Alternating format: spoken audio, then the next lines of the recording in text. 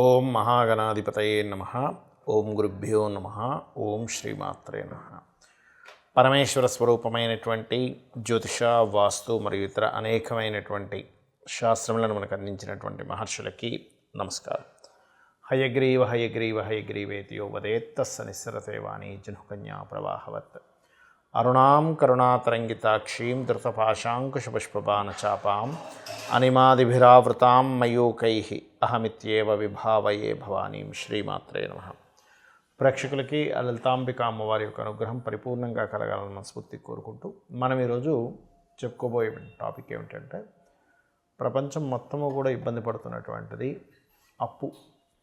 అసలు ఏ లగ్నం వారికి ఉన్న లగ్నాన్ని బట్టి ఏ పదార్థాలు దానం ఇవ్వడము లేదా ఏ మంత్రం చేసుకోవడం వల్ల వాళ్ళకి అప్పుల బాధలు తొలగిపోవడము, ఫైనాన్షియల్ గ్రోత్ పెరగడం జరుగుతుంది అనేటువంటి విషయాలు ఇప్పుడు మనం ఒక్కొక్క లగ్నరీత్యా తెలుసుకుందాం. అయితే ఈ విషయాలు చెప్తుంది నేనైనప్పటికీ కూడా చెప్పిస్తుంది సాక్షాత్ లలిత అమ్మవారిగా భావిస్తూ, ఇక్కడ కొంతమందికి లగ్నం తెలుస్తుంది కానీ కొంతమందికి అసలు లగ్నము జాతకమే తెలియదు. మరి వాళ్ళు ఏం చేసుకోవాలి, ఏ గ్రహం ఉంటే అక్కడ అప్పుని పెంచేటువంటిది, దానికి ఏ దానం ఇవ్వాలనేటువంటిది వీడియో ఎండింగ్ వరకు చూస్తే మీకు క్లారిటీ వస్తుంది. సో వీడియో ఎండింగ్ వరకు చూడండి. మకర లగ్నంలో జన్మించినట్లయితే మకరానికి ఉండేటువంటి లక్షణం ఏమిటంటే ఓపిక ఎక్కువగా ఉంటుంది, వీళ్ళకి వర్కింగ్ నేచర్ ఎక్కువగా ఉంటుంది. అయితే ఎవరికైనా శని కనుక పాడైతే దట్ ఈస్ డిఫరెంట్ థింగ్, పాడవుతుంది. అయితే ఈ లగ్నానికి రుణ విముక్తి, అదేవిధంగా రోగము, శత్రుత్వాలు తగ్గాలి అంటే చేయవలసింది ఏమిటి అంటే, మీ లగ్నం నుంచి 6వ స్థానంలో, ముఖ్యంగా 11వ స్థానంలో ఏ గ్రహాలు ఉన్నాయో చూసుకోండి. 6 కంటే 11 చాలా ముఖ్యం. ఇప్పుడు ఈ స్థానంలో కనుక అధిక గ్రహాలు ఉంటే ఎక్కువ కొన్ని అంటే కొంతమంది చూడండి సీక్రెట్గా కొన్ని పనులు చేయడం వల్ల ఇరుక్కుంటుంటారు. అంటే అది ఇన్వెస్ట్మెంట్స్ కావచ్చు, ఏదైనా ఎనీథింగ్ మూడో వ్యక్తికి చెప్పకుండా చేసేటువంటి వాటి వల్ల ఎక్కువగా వీళ్ళు స్ట్రక్ అయిపోవడం జరుగుతూ ఉంటుంది.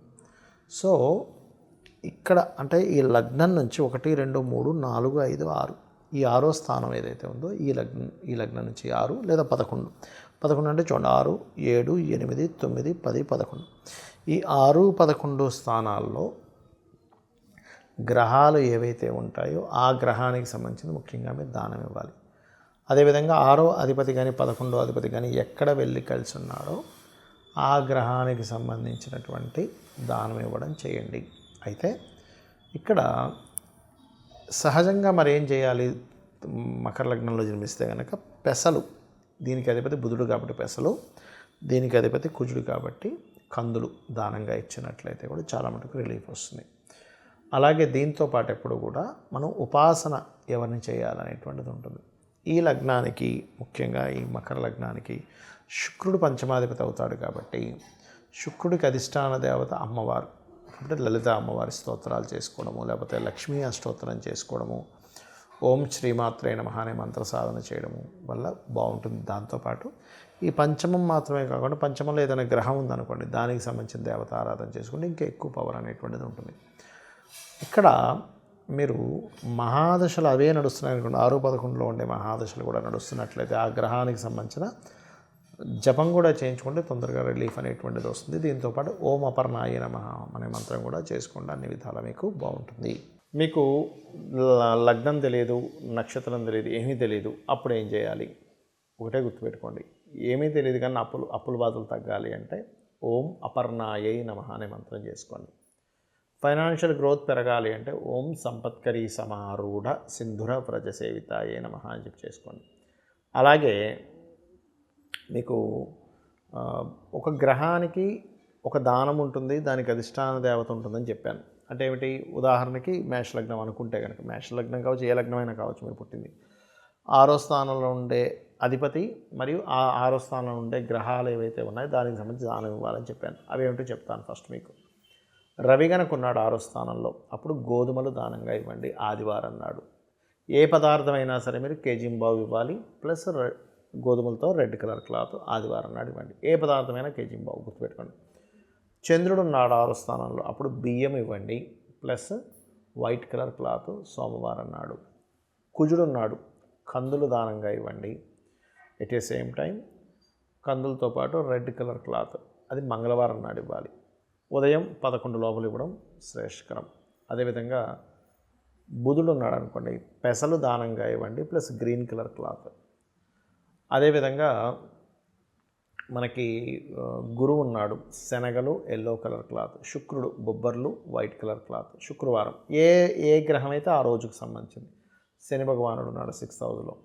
సహజంగా పాపగ్రహాలు మంచిదే, ఏంటి ఏ గ్రహాలు రవి కానీ కుజుడు కానీ శని కానీ మంచిదే, కానీ అది పరాక్రమాన్ని స్పోర్టివ్నెస్ని ఇస్తాయి. కాకపోతే రుణస్థానంలో ఉన్నాయిగా, ఎంతైనా దానికి సంబంధించిన రుణం ఉంటుంది కాబట్టి అది గుర్తుపెట్టుకోండి. కాబట్టి శని ఉంటే తెల్ల నువ్వులు ఇవ్వడం, బ్లూ కలర్ వస్త్రము శనివారం నాడు. రాహు ఉంటే మినుములు సిమెంట్ కలర్ వస్త్రము, కేతు ఉంటే ఉలవలు మల్టీ కలర్ క్లాత్ ఇవి ఇవ్వండి. మరి పంచమంలో ఏదైనా గ్రహం ఉంటే దానికి సంబంధించిన అధిష్టాన దేవతకు కూడా మీకు ఉపాసన చేసుకోవాలని చెప్పాను కదా. రవి అనుకోండి, సూర్య ఆరాధన, శివారాధన. చంద్రుడు గౌరీదేవి యొక్క ఆరాధన, లేదా రాజరాజేశ్వరి అమ్మవారి యొక్క ఆరాధన. అంటే ఆ దేవతా సంబంధించిన మంత్రం చదువుకోవడం, అష్టోత్తరం చేసుకోవడం చేయండి.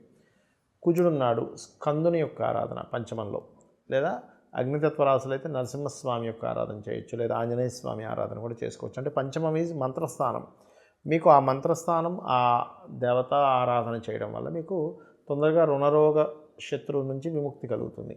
అలాగే ఉదాహరణకి బుధగ్రహం ఉందనుకోండి పంచమంలో, అంటే లగ్నం నుంచి పంచమం, ఈ లగ్నం కావచ్చు, లేదా మిథున లగ్నం అనుకుంటే ఇది పంచమం అవుద్ది, కుంభలగ్నం అనుకుంటే ఇది పంచమం అవుద్ది. అంటే 1, 2, 3, 4, 5వ స్థానంలో ఉండే గ్రహాన్ని ఉపాసన చేయాలి.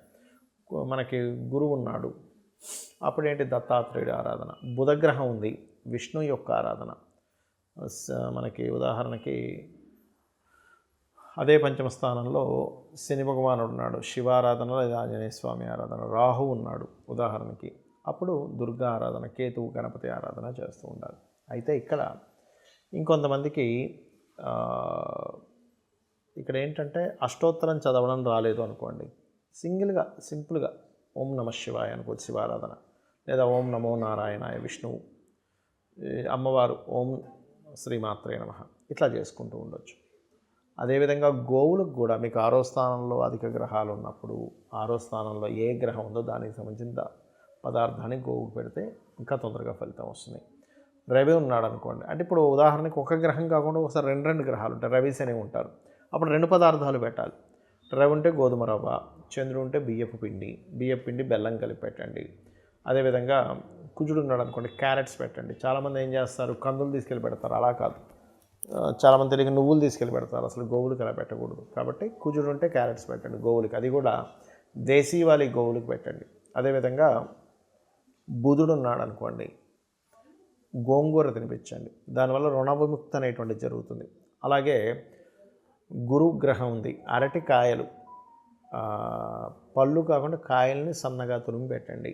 అదేవిధంగా శుక్రగ్రహం ఉంది మీకు 6వ స్థానంలో, అది ఎగ్జాల్టెడ్ ఉందా డెబిలిటేటెడ్ ఉందా అనేటువంటిది ఒక ఎత్తు అయితే, ఫస్ట్ 6th హౌస్లో ఉండే ప్లానెట్కి మీరు చేయాలి, గుర్తుపెట్టుకోండి. మీ పర్సనల్ చార్ట్ ఇన్డెప్త్గా చూస్తే అసలు 6th లార్డ్ ఎవరు, అధిపతి ఇంకే గ్రహంకి ఇచ్చింది అనేటువంటిది అది డిఫరెంట్ థింగ్. ఒక్కోసారి 6లోనే గ్రహం ఉండదు, ఈ 6వ అధిపతి వెళ్ళి ఇంకో గ్రహంతో కలిసినప్పుడు కూడా ఆ గ్రహాన్ని కూడా చేసుకోవాలి. అలాగే శుక్రుడు ఉంటే మీరు ఏదైనా తీపి పదార్థాలు గోవుకు తినిపించవచ్చు. చపాతీకి ఒక 3 చపాతీలు తీసుకుని దాని మీద తేనె రాసి తినిపిస్తే కూడా మీకు ఫైనాన్షియల్ గ్రోత్స్ పెరుగుతూ ఉంటాయి. శని భగవానుడు ఉన్నాడు 6లో, బెల్లము తినిపించండి గోవుకి. రాహు ఉన్నాడు, అదే బెల్లాన్ని 4 ఉండలుగా చేసి తినిపించవచ్చు. కేతు ఉన్నాడు, మీకు ఉలవలు ఎలా అయితే మనం దానం ఇస్తాం అదేవిధంగా గ్రాసము గోవుకు తినిపించవచ్చు. అయితే ఇక్కడ ఒక విషయం ఏంటంటే, ప్రతిసారి 6వ స్థానంలోనే గ్రహం ఉండాలని రూల్ లేదు. ఈ 6వ అధిపతి వెళ్ళి ఏ గ్రహాలతో కలిసిందో కూడా చూసుకోండి. అంటే ఉదాహరణకి మిథున లగ్నం తీసుకోండి, మిథున లగ్నానికి 6th లార్డ్ శుక్రుడు. ఈ శుక్రుడు వెళ్ళి ఎవరితో కలిశాడు, గురువుతో కలిశాడా, శనితో కలిశాడా, రవితో కలిశాడా, అస్తంగత్వ దోషంలో ఉన్నాడు, అవి చూసుకొని ఆ గ్రహానికి శుక్రుడికి ప్లస్ కలిసిన గ్రహానికి కూడా దానం ఇవ్వండి. దీంతోపాటు ప్రతిసారి 6వ అధిపతే రూల్ చేయాలని రూల్ లేదు, 6వ అధిపతి ఇంకో గ్రహానికి ఇస్తుంది, అది మీ పర్సనల్ చార్ట్ బట్టే ఉంటుంది. ఆ గ్రహం ఎవరయ్యో దానికి సంబంధించిన దానం ఇస్తే కూడా 6వ అధిపతి ఎక్కడెక్కడ రాశుల్లో ఉన్నాడు, ఏ గ్రహాలతో కలిసినాడు, అందులో ఏది స్ట్రెంగ్త్ఫుల్గా ఉంది, ఏది వీక్గా ఉంది అనేటువంటి దాన్ని తీసుకొని దాన్ని ప్రిడిక్ట్ చేయాలి. ఈ రకంగా మీరు కనుక చేసుకున్నారంటే ఖచ్చితంగా మీరు రుణ విముక్తి కలుగుతుంది. బికాజ్ ఆఫ్ మన పూర్వజన్మ కర్మ అంతా కూడా 6వ స్థానంలో ఉంటుంది. ఈ 6వ స్థానం ఎప్పుడైతే మీరు క్లియర్ చేసుకోగలుగుతారో రుణ విముక్తి, రోగ విముక్తి, శత్రు విముక్తి కూడా జరుగుతుంది. శ్రీమాత్రే నమః.